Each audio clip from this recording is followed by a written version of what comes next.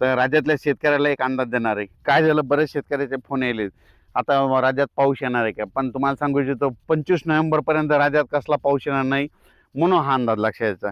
कारण की काय झालं की बऱ्याच शेतकऱ्याचे फोन येईल की पाऊस येणार आहे. मी म्हटलं काही येणार नाही, तुम्ही तुमचा हरभरा पेरू शकता, गहू पेरू शकता. राज्यातल्या सर्व शेतकऱ्याला सांगू इच्छितो पूर्व विदर्भ, पश्चिम विदर्भ, दक्षिण महाराष्ट्र, उत्तर महाराष्ट्र, कोकणपट्टी, खानदेश सर्व शेतकऱ्याला सांगू इच्छितो की राज्यात सध्या तरी पावसाचं वातावरण नाही.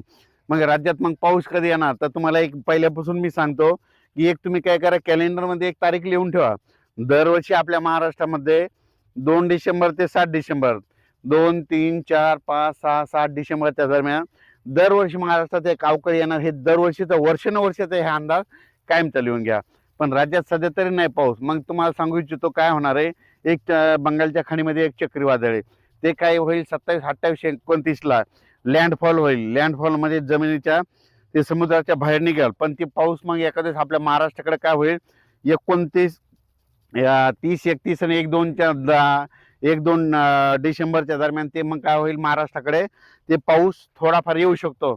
आपल्याकडे थंडी म्हणून असं काही एवढा काही मोठा सध्या तरी पाऊस नाही म्हणून हा अंदाज सर्व शेतकऱ्यांनी लक्षात घ्यायचा. फक्त काय होणार, ते चक्रीवादळ येत असल्यामुळे ते चक्रीवादळ ते म्हणजे ते काय होईल, त्याचं थोडं आभाळ देखील येणार आहे. 28-29च्या नंतर राज्यामध्ये ढगाळ वातावरण राहील आणि त्याच्यानंतर जर आपल्या इकडली थंडी जर कमी झाली तर मग ते पाऊस आपल्याकडे येऊ शकतो. त्याचा अंदाज आपण सविस्तर देऊ. पण सध्या तरी 25 नोव्हेंबरपर्यंत कसला पाऊस नाही म्हणून हा अंदाज सर्व शेतकऱ्यांनी लक्षात घ्यायचा.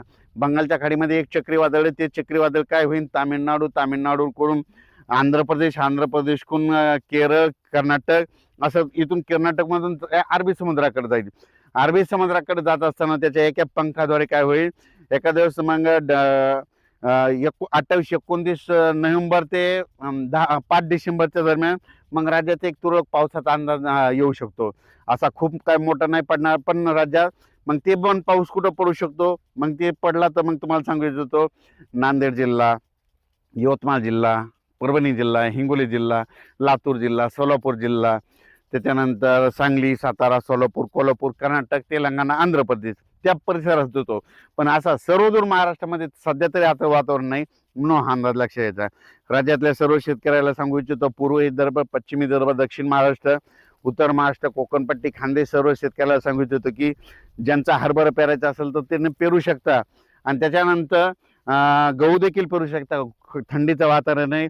आणि तुम्हाला एक सांगू इच्छितो, बऱ्याच शेतकऱ्याला तर हे स्प्रिंकलर लावण्याचं कारण सांगतो की काय झालं की बऱ्याच शेतकऱ्याचे फोन आले मला की आम्ही हरभरा पेरलं आणि काही ठिकाणी ओल नाही, तर मग पाणी द्यायला चालतंय का. पेरल्याच्या नंतर देखील थोडं द्यायचं, म्हणजे अर्धा 1 घंटा चालवायचं. ओलीला ओल गेलं की लगेच बंद करून द्यायचं.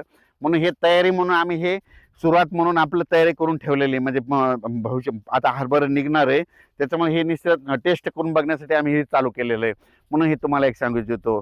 त्याच्यानंतर राज्यात सांगायचं झालं तर आता 25 तारखेपर्यंत खूप थंडी राहणार आहे. 27-28च्या दरम्यान राज्यात ढगाळ वातावरण होणार आहे. म्हणून हे देखील अंदाज सर्व शेतकऱ्यांनी लक्षात द्यायचा. फक्त राज्यात मात्र ते चक्रीवादळ आल्याच्या नंतर तेलंगणा, आपलं तामिळनाडू, आंध्र प्रदेश, केरळ, कर्नाटक त्या राज्यात मात्र चांगला पाऊस पडणार. त्या 4 राज्यात पाऊस पडत असल्यामुळे आपल्याकडे काय होईल, 28 ते 5 डिसेंबरच्या दरम्यान मग आपल्या इकडे थोडाफार पाऊस येऊ शकतो. त्याचा अंदाज आपण नंतर दिला जाईल. पण सध्या तरी 25 नोव्हेंबरपर्यंत कसलाही पाऊस नाही म्हणून हा अंदाज सर्व शेतकऱ्यांनी लक्षात घ्यायचा.